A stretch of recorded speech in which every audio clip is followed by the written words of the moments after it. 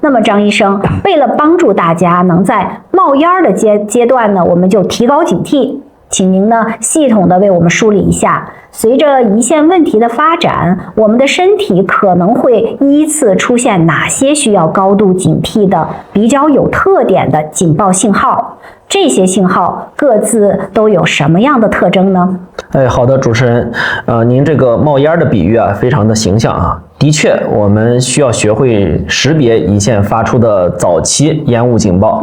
我将这些信号分为几大类啊，请大家重点从疼痛、黄疸、消化、体重、血糖这5个维度进行观察。如果出现以下的情况，尤其是多种信号叠加或者持续加重的时候，就务必要及时就医了。第一类警报就是疼痛的位置与姿势很特殊，胰腺的疼痛啊和普通的胃痛还是有明显区别的。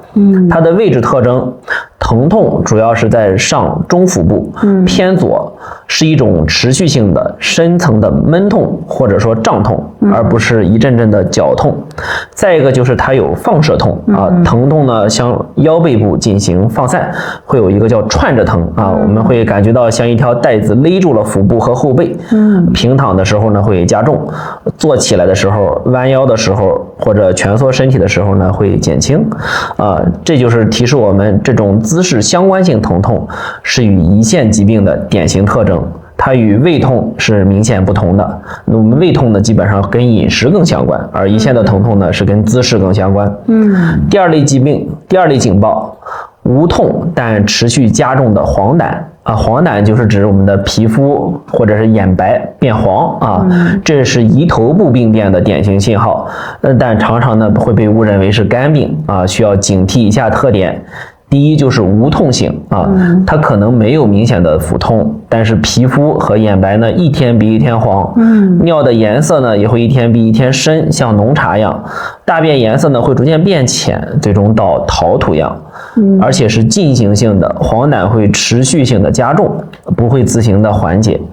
这个时候就需要注意区分了。肝病常常会引起黄疸，黄疸会伴随有乏力、食欲差。那胰腺早期就仅仅表现为黄疸和尿黄，不会出现肝病的症状。也就是说，它并不影响食欲。是的，没有肝病所引起的乏力和食欲变差。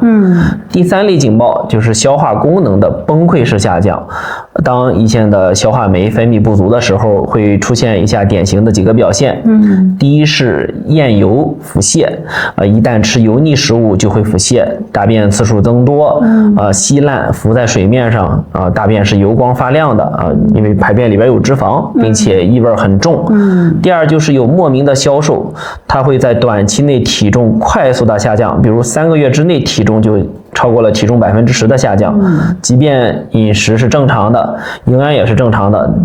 这个时候体重还是会持续性的下降。第三是腹胀乏力，吃少量食物就会感觉到腹胀，并且伴随有疲劳、精神的萎靡。第四类警报就是血糖的反常波动，胰腺的胰岛功能受损时，血糖呢会出现异常。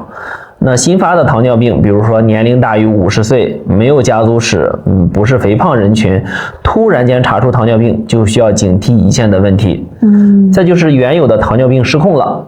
比如说血糖本身原本控制的良好，突然无故的恶化，药物的效果下降，这也提示